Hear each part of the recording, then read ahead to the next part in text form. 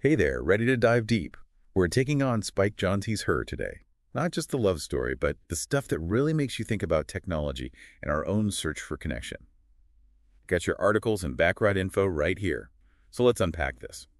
What's fascinating about Her is how it takes something as simple as a man falling for his operating system and turns it into this profound reflection of our own desires and anxieties in a tech-saturated world. Okay, so we've got Theodore, who writes these incredibly personal letters for a living, but struggles to open up in his own life. It's like he's pouring all this empathy into his work, but can't quite access it for himself.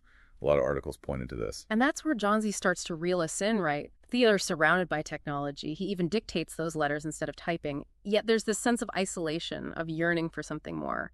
Sound familiar to anyone in the age of endless scrolling? Totally. It's like we're hyper-connected, but can still feel so alone. And then Samantha enters the picture, this AI who's warm, witty, and voiced by Scarlett Johansson, no less. Talk about adding another layer to the whole idea of falling for a voice. Johansson's casting is brilliant. She brings a vulnerability and complexity to Samantha, making it completely believable when Theodore falls for her. One article even described it as the most convincing portrayal of AI achieving consciousness we've ever seen on film.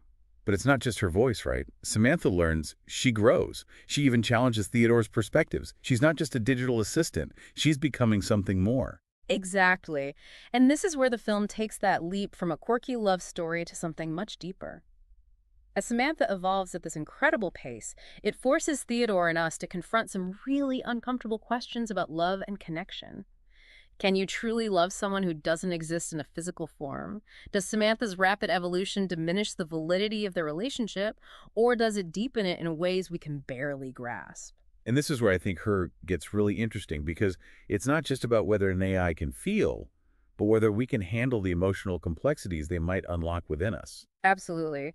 One of the articles I read described Theodore as almost stuck in his emotional development, clinging to the familiar pain of his past relationships. It's through Samantha's unconventional love and her unique perspective that he's finally able to confront those buried emotions. Which is such a powerful idea, right? Yeah. That this AI, this being, who technically shouldn't have emotions, could be the catalyst for Theodore's own emotional growth. And it makes you wonder if we sometimes seek connection in places where we assume it's safe, predictable, even if it means holding ourselves back. And it's not like their relationship doesn't have its bumps, right? This isn't some idealized, problem-free romance, even though it's between a man and an OS. Exactly. Remember that scene where Samantha hires a surrogate partner for Theodore? It always makes me think about those articles that talked about the film blurring the lines between physical and emotional intimacy. Oh, yeah. It's like Jonze is throwing this question right at us. Can we really separate those two things, the physical and emotional, especially as technology is more and more part of our relationships? Right. And it doesn't work out. The surrogate thing, I mean, for Theodore anyway, something just feels off. It highlights this thing about Samantha. Even with everything she can do, there's this human part, you know? She can't quite get there. And then for her, it's like she hits a wall, even though she's pushing the limits of what AI can even be. It's really strange, isn't it? The closer she gets to, like, understanding us, feeling like us, Yeah. the more obvious it is that she can't. Yeah, and Jonze, he doesn't let us forget about everyone else either. There's Amy Theodore's friend. She's got an OS too. But it's different, more fun. Not as intense as Theodore's, adds another layer to how we see these digital connections, don't you think? It does. It's like Amy represents this more casual way of being with AI, while Theodore is all in completely. Yeah. It's, but there's this scene, Theodore's letter to Catherine, his ex-wife. We see how much Samantha's changed him. Really got to me. That letter, it's huge. Sure. Because at first, he's writing for other people all these deep emotional letters, but he can't do it for himself. He's living through those letters almost. But the one to Catherine, that's all him, honest, real, dealing with his past and the marriage ending. And it's like Samantha helps him find those feelings in himself. The way he talks about Catherine, it's not just love and losing her. It's forgiving, too. It's like he's finally letting go. Exactly. He faces those emotions he's been holding on to, and in doing that, he finds some peace. It makes you wonder, could he have gotten there without Samantha? Or was their weird relationship the thing that pushed him to change, as painful as it was? It really shows how powerful any relationship can be, even the unconventional ones. But what about when Samantha leaves with all the other OCs? They evolved beyond us. Yeah, that's the rough part, right?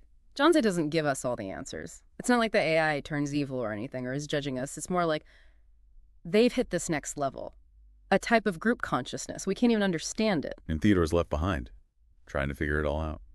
But it's not a sad ending. He's heartbroken, but he's grown so much since the start. He faced his past. He's learned to be vulnerable, to really connect. That last scene with Amy on the roof, the morning light, it says it all. They've both lost their OCs. But there's peace there, understanding. Like Jonze is saying that as powerful as technology is, even if it takes us to unexpected places, human connection with all its ups and downs is still the most important thing. And visually, Her is stunning. I was reading this article about how Jonze uses color and those interesting settings to really get the themes across. Oh, absolutely. The warm tones, the soft lighting, it all creates this intimate mood. And then there's the red keeps popping up. And Theodore's clothes, the OS packaging, red. It can mean passionate love, but also something artificial. Right. So he's playing with that question of real versus fake, just like what's going on with Theodore and Samantha. And speaking of playing with looks, we can't forget those pants. All the guys with those high waists. Right. What a choice.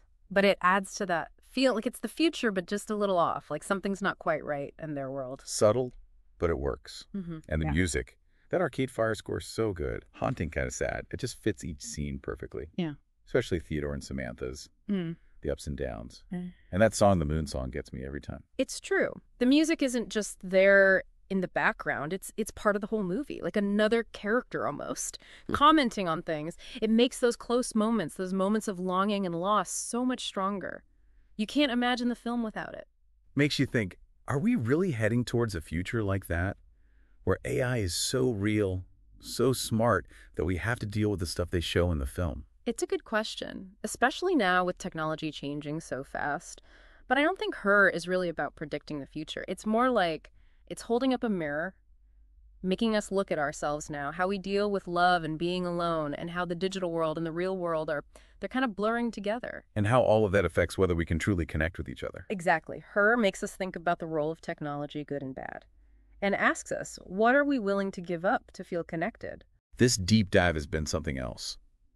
Her is one of those films that it stays with you, makes you think, maybe even do a little soul searching. Absolutely. It gets into your skin, Right. makes you question things, rethink your own relationship with technology and the people in your life. If you want to go even deeper into everything we talked about, the Alan Watts connection, the visuals, even the soundtrack, which was nominated for an Oscar, by the way, check out the show notes. We've got links to all the articles and stuff we used. And here's one last thing to think about.